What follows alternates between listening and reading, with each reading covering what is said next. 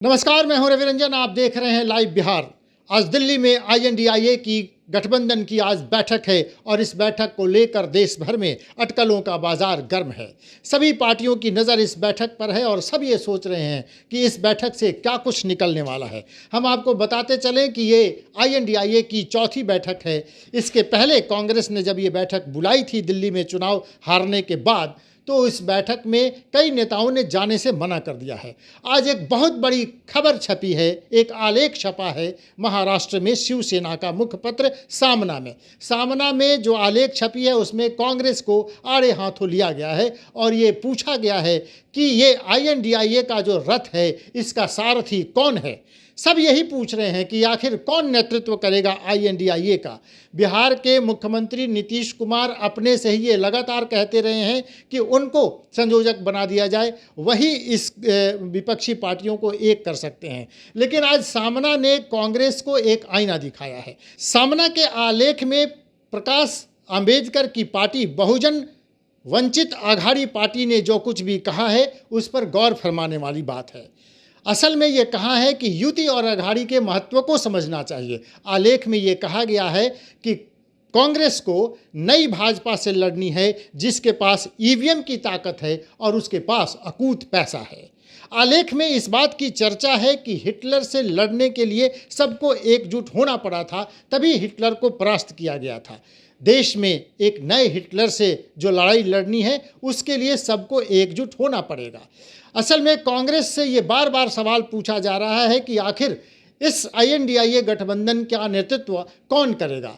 बिहार के मुख्यमंत्री नीतीश कुमार ये लगातार कहते रहे हैं कि इसका उन्होंने ही गठन किया है, उन्होंने ही ये विपक्षी पार्टियों को एक करने की कोशिश की और उसी का प्रतिफल है कि आज चौथी बैठक होने जा रही है।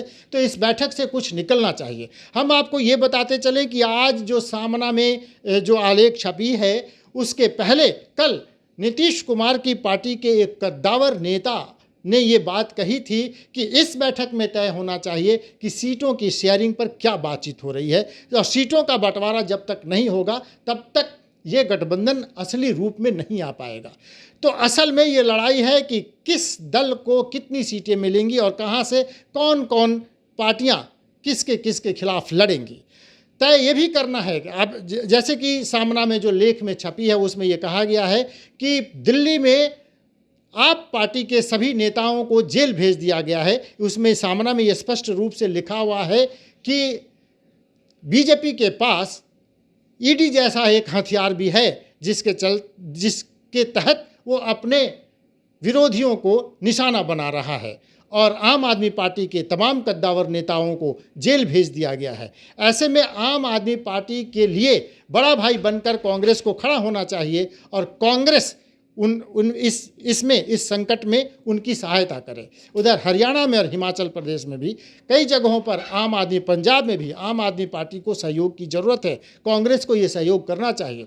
हम आपको ये बताते चलें कि आज की बैठक में टीएमसी वहाँ नहीं पहुँची है और ऐसी कई दल हैं जो असमंजस की स्थिति में हैं। सामना के मुखपत्र में जो आलेख छपी है उसमें ये कहा गया है कि कांग्रेस को बड़े भाई की नीति में आना चाहिए और क्षेत्रीय दल जहाँ जहाँ भी ताकतवर हैं उनको उनके हिसाब से उनका हिस्सा मिलना चाहिए। कांग्रेस ये बताए कि आखिर वो करना क्या चाहती है। तो सामना के मुखपत्र में छपा आलेख जिसमें कांग्रेस पर जोरदार निशाना साधा गया है और इस बताने की कोशिश की गई है कि कांग्रेस इस गठबंधन को बनाना चाहती है कि नहीं बनाना चाहती है, आगे ले जाना चाहती है कि नहीं चाहती है, ये तय करना है कांग्रेस को। इसमें ये बताया गया है कि उस बीजेपी से लड़ना है जिसका नेतृत्व इस समय अमित शाह और नरेंद्र मोदी के हाथ में है और ये एक नई बीजेपी है जिसके पास अकूत पैसा है और ईवीएम और ईडी जैसी ताकतें हैं उनके पास हैं। तो इससे निपटने के लिए सभी पार्टियों को एक होना पड़ेगा। लेकिन ये पार्टियां कैसे एक हो पाएंगी, इसी में अभी तक असमंजस की स्थिति बनी हुई है।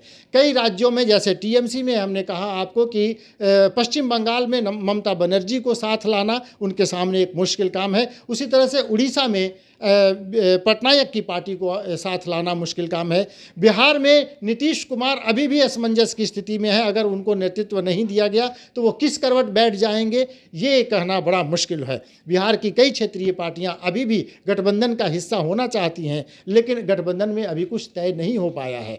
उसी तरह दूसरे राज्यों में भी, आप तमिलनाडु में आप चले जाइए और साउथ की अनेक पार्टियां ऐसी हैं जो गठबंधन के साथ तो हैं लेकिन असमंजस की स्थिति में हैं। ऐसे में स्थिति स्पष्ट करना कांग्रेस को है कि कांग्रेस क्या चाहती है। आज सामना के मुखपत्र में छपे आलेख में इस बात की खूब चर्चा है। तो जुड़े रहिए लाइव बिहार के साथ। लाइव बिहार पर हर अपडेट्स हम आपके लिए लेकर आ रहे हैं और हम आपको बता रहे हैं कि गठबंधन की बैठक के बाद क्या कुछ निकलने वाला है। जैसे ही ये बैठक खत्म होगी और उसके बाद जो कुछ निकल के आएगा उस पर हम आपसे चर्चा जरूर करेंगे। तो देखते रहिए लाइव बिहार, जुड़े रहिए लाइव बिहार के साथ। नमस्कार। लाइव बिहार यूट्यूब पर सब्सक्राइब और फेसबुक पर लाइक जरूर करें।